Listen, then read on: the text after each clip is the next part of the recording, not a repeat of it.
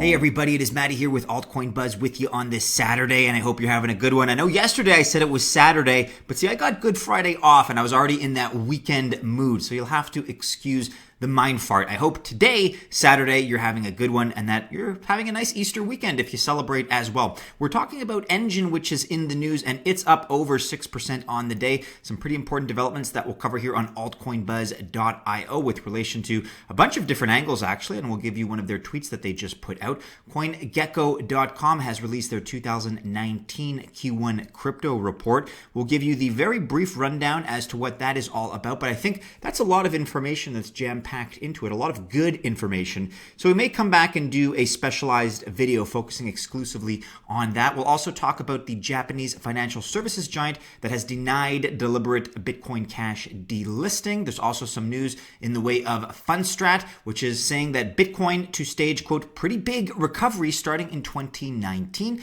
Dogecoin is also in the news. The creator has abandoned all his social media. We'll give you the quick rundown there. But as promised in yesterday's video, we are looking at VeChain here on cryptonews.com. VeChain Foundation launched VeChain World Summit on Thursday. Developers invited to create innovative decentralized applications. So one of the most active blockchain platforms in recent times has been VeChain, which has shown great intent for development and expansion. VeChain has already partnered with several existing and new crypto players, which has boosted its overall reach and capabilities. Recently, as we talked about, the platform was in the news for partnering with the super successful series Game of Thrones and Adidas, which required VeChain to supply blockchain-based near-frequency chips for special GOT edition sneakers designed by the one and only Mr. Sabotage. However, skipping ahead, VeChain still seems to be hungry for innovation and development, which is not a bad thing. Earlier this week on Wednesday, VeChain Foundation announced its new event, the VeChain World Summit, via Twitter. The event was launched on Thursday, the 18th of April, and it's being held in San Francisco. Here's the tweet from the 17th of April announcing VeChain World, a one-stop source for exploring VeChain applications and developer documentation. Clicking on that link in the tweet brings you to this on medium.com, a revamped user experience to access VeChain applications. Going back to Crypto News, in its official blog, VeChain stated that it had received 22 applications built on top of the VeChain Thor blockchain via the first VeChain Application Development Challenge.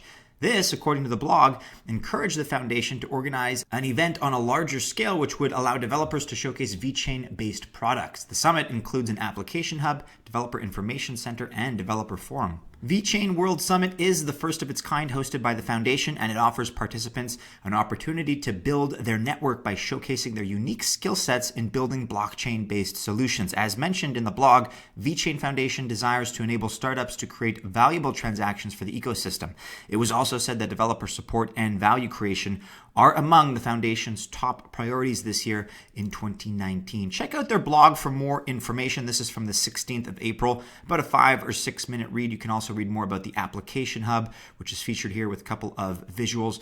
A lot of good information here, actually. It's a bit of a denser piece, but if you're at all interested, or perhaps you're in the San Francisco area, maybe you would be able to participate in one form or another, we would highly recommend that you check out this blog entry in full.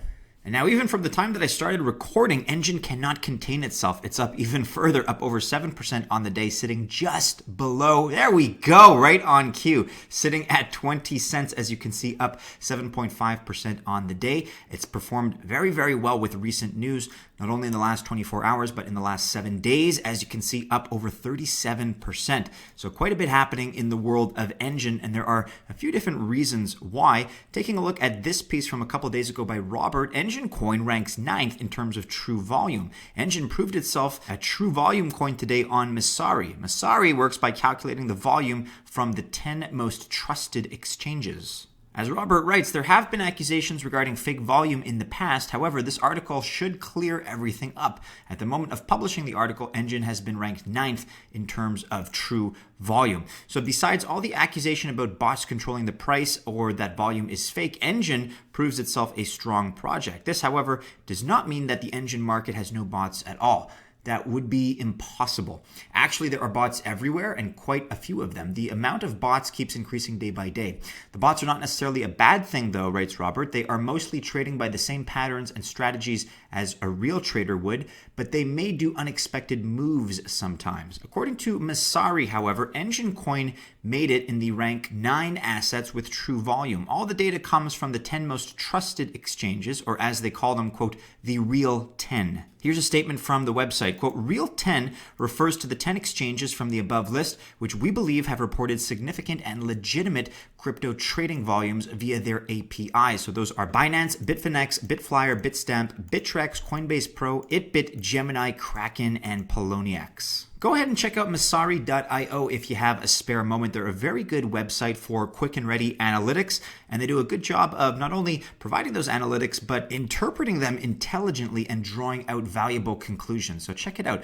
Also in the news, as far as Enjin goes on altcoinbuzz.io, Enjin CTO and his wife are now married on the blockchain. Have you heard about this? Also an article here by Robert. Blockchain marriages have just become a reality. 3 couples have decided to use smart contracts in favor of the traditional way of signing documents. Wojtek Ramdowski and his wife Carrie got married on the blockchain, with 2 more couples, in fact. They wanted a new experience while embracing the future. More than anything, they wanted to make it transparent. So the smart contract signing took place on the 7th of April at CoinFest. Someone has even built a giant moon for the event. So you could take a look here at the happy couples. So what makes this different from a conventional wedding? Also, are you guys going to do a separate wedding ceremony? Carrie answered, quote, Wojtek and I are already traditionally married. The blockchain wedding will exist as a record on Ethereum forever. Our contract has some pretty unique functions. Very cool. And Amanda, another bride, I suppose, said, Dave and I have married a number of years ago, and although our wedding was a ceremony and celebration, a key piece is the signing of legal documents. A blockchain transaction is another formal way to show our commitment. Different contractual obligations and functions can be written into these marriage transactions to make them unique, but also verifiable. Likely the way of the future. Thank you, Wojtek and Carrie, for creating ours. You can take a look at some of the other quotes here. There are some pictures that are strewn into this report, but I would not at all be surprised if this is increasingly something that happens in the future with blockchain technology, because again, anything that is entered into the blockchain is permanent. That's the beauty of the technology. Final update here for Enjin on Twitter. The Enjin wallet will fully support Binance Chain, including BNB assets and Binance decentralized exchange functions. We're excited to be a part of this Binance revelation and provide Enjin wallet users with a convenient, secure, and precise trading platform. For more information, check out enjinwallet.io.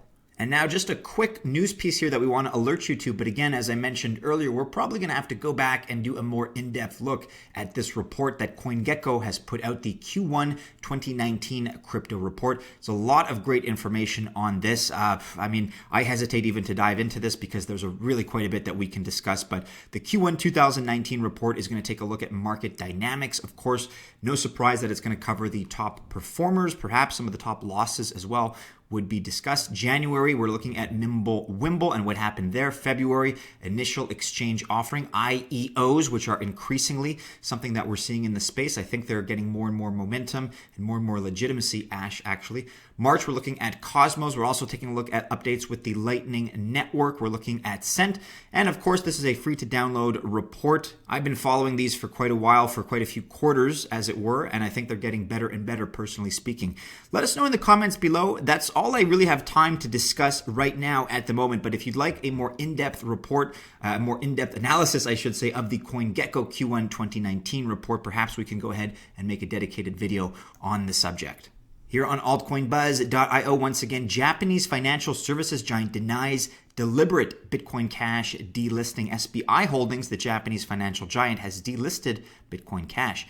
It denies that its business ties with Craig Wright are the reason for the delisting. Article here by Alicia. SBI Holdings, the Japanese financial services giant, has recently delisted Bitcoin Cash, and it claims that the decision of multiple exchanges to ditch Craig Wright's BSV is irrelevant in this case. I don't really want to beat a dead horse with all of this Bitcoin Cash and Bitcoin SV drama that we've been drumming up lately, so I'll leave it to you guys if you want to read more about this particular piece. It's an interesting take, again, with the Japanese perspective. Check out Licia's article. Let us know what you think about it in the comments below.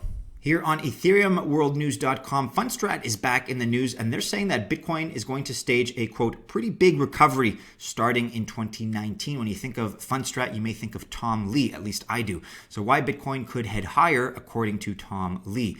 Bitcoin surged past $5,000, as we all know, and according to Tom Lee, the head of research at Fundstrat Global Advisors, well, he wants to be back in the crypto space. He's saying that Bitcoin could make a, quote, pretty big recovery in the coming 8 months, and here's why the Permabull thinks so. First, he looked at an indicator that the firm has established. We talked about that recently. It's the Bitcoin Misery Index, the BMI. So Tom Lee claimed that his firm's proprietary, aptly named Misery Index, which weighs an array of factors to find out Bitcoin's investor sentiment, reached a reading of 89, which is very happy, on the 2nd of April. And that's when Bitcoin rallied past $5,000. So that's the highest reading since June of 2016, in fact, and it could indicate that overall bullish behavior for Bitcoin is on the horizon. So I guess it's kind of like a premature indicator or a leading indicator, because even at the highs of 2017, right, the BMI was not quite at that point. So even despite that, the fact that we were in the midst of a bull market, we were still below 89. So maybe it's the sort of thing that is a precursor to a bull market. At least that's my understanding currently. As Lee explains, since 2011, a misery reading of over 67 came only during bull markets. However, when misery peaked above 67, Bitcoin on average fell by 25% as investors looked to take profits. The Fundstrat exec did make it clear, though, that even if a drop is inbound, Bitcoin has more likely than not seen its one-year bear trend end at $3,000. Check out the rest of this article if you're interested. We have covered, of course, the BMI indicator in the past. I think it's a decent tool. I don't know how much predictive power it has.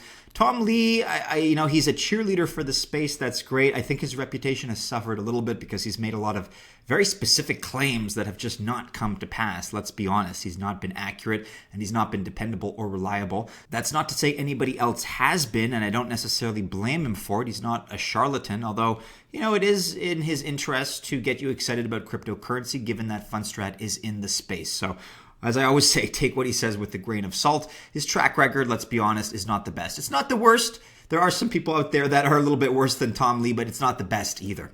Finally, today on EthereumWorldNews.com, once again, the Dogecoin creator has abandoned all his social media. Jackson Palmer, creator of Dogecoin, has unexpectedly decided to disappear from social networks and eliminate any possibility of interaction with the community. The well-known coder and designer of the meme-inspired cryptocurrency not only turned his Twitter private, but also removed an important number of his YouTube videos. These two social networks were Mr. Palmer's main channels of communication. What is going on?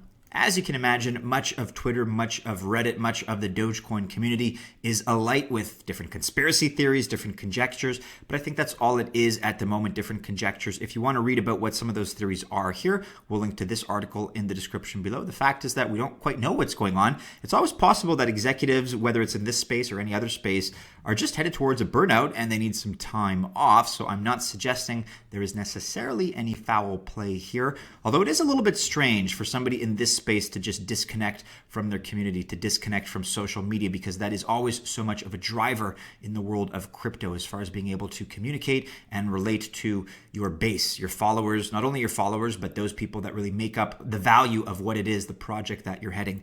At the moment that I'm recording this, there's not a huge impact that's been felt on the value of Dogecoin, but we will monitor this situation for you and alert you to any updates if and when they become available. And I think that about rounds it out, everybody. Do be sure you're following us on all the regular social media and keep checking back into our website, altcoinbuzz.io. If you enjoyed this video, hey, you know the drill. Like, subscribe, share, hit the bell. That way you receive notifications. If you're celebrating a nice Easter weekend, as I am, we are going to have a video for you tomorrow, but have a great weekend. Have a great Saturday, everybody. And as always, I do hope to see you again soon in our next piece. Take care.